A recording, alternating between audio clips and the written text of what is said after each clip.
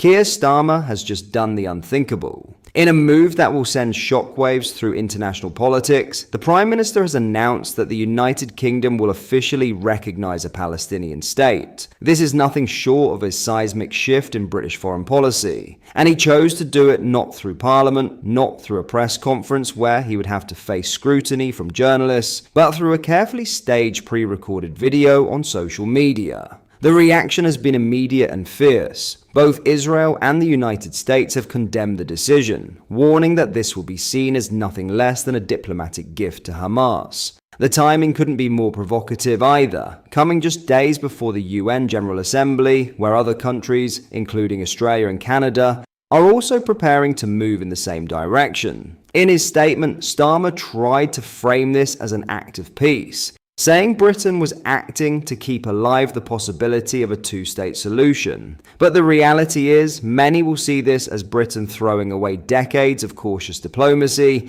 in favour of a dramatic gesture that risks alienating allies and emboldening extremists. This is not a small shift. It's a gamble, and one with consequences we may not yet fully grasp. Britain has now placed itself squarely in the middle of one of the most volatile and violent conflicts in modern history. The question is this an act of statesmanship or reckless political posturing that will come back to haunt us? Let's have a watch of this.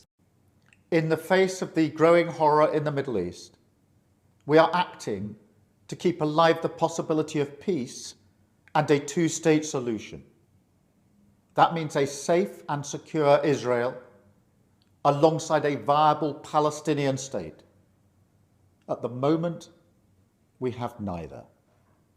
Ordinary people, Israeli and Palestinian, deserve to live in peace, to try to rebuild their lives free from violence and suffering.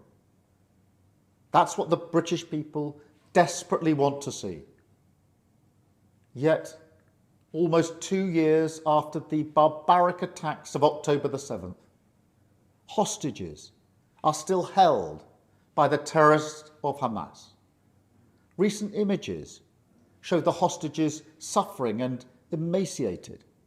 Hamas even refuse to release all the bodies of the dead. I have met British families of the hostages. I see the torture that they endure each and every day. Pain that strikes deep in people's hearts across Israel and here in the United Kingdom. The hostages must be released immediately, and we will keep fighting to bring them home. Let's be frank. Hamas is a brutal terror organization. Our call for a genuine two-state solution is the exact opposite of their hateful vision. So we are clear, this solution is not a reward for Hamas, because it means Hamas can have no future, no role in government, no role in security. We have already prescribed and sanctioned Hamas, and we will go further. I have directed work to sanction other Hamas figures in the coming weeks. Meanwhile, the man-made humanitarian crisis in Gaza reaches new depths. The Israeli government's relentless and increasing bombardment of Gaza, the offensive of recent weeks, the starvation and devastation are utterly intolerable. Tens of thousands have been killed, including thousands as they tried to collect food and water. This death and destruction horrifies all of us. It must end. We have evacuated the first group of sick and injured children to the United Kingdom to be treated by the NHS, and we continue to increase our humanitarian support. But still, nowhere near enough aid is getting through. We call again on the Israeli government to lift the unacceptable restrictions at the border, stop these cruel tactics, and let the aid surge in. With the actions of Hamas, the Israeli government escalating the conflict, and settlement building being accelerated in the West Bank. The hope of a two-state solution is fading. But we cannot let that light go out. That is why we are building consensus with leaders in the region and beyond around our framework for peace. This is a practical plan to bring people together behind a common vision and a series of steps, including the reform of the Palestinian Authority, that takes us from a ceasefire in Gaza to negotiations on a two-state solution. We will keep driving this forward. As part of this effort, I set out in July the terms upon which we would act in line with our manifesto to recognise Palestinian statehood.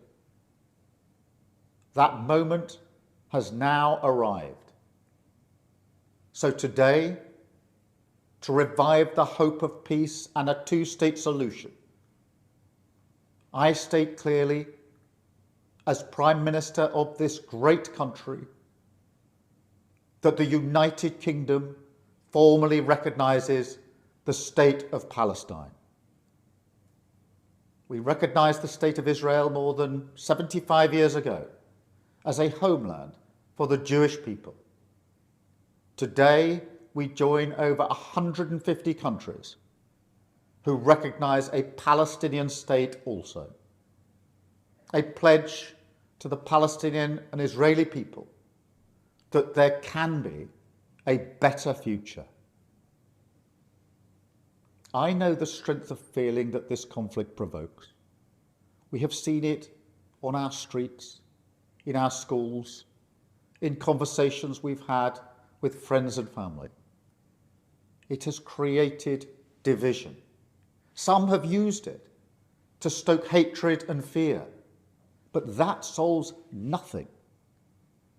Not only must we reject hate, we must redouble our efforts to combat hatred in all its forms. We must channel our efforts, united together in hope, behind the peaceful future that we want to see. The release of the hostages, an end to the violence, an end to the suffering, and a shift back towards a two-state solution as the best hope for peace and security for all sides. Nigel Farage responded and said, "The Prime Minister is wrong to recognise a Palestinian state. This is a reward for the Hamas terrorists and will do nothing to bring about peace." Kemi Badenoch said, "Disastrous, absolutely disastrous. We will all rue the day this decision was made. Rewarding terrorism with no conditions whatsoever put in place for Hamas. It leaves hostages languishing in Gaza and does nothing to stop the suffering of innocent people caught in this war.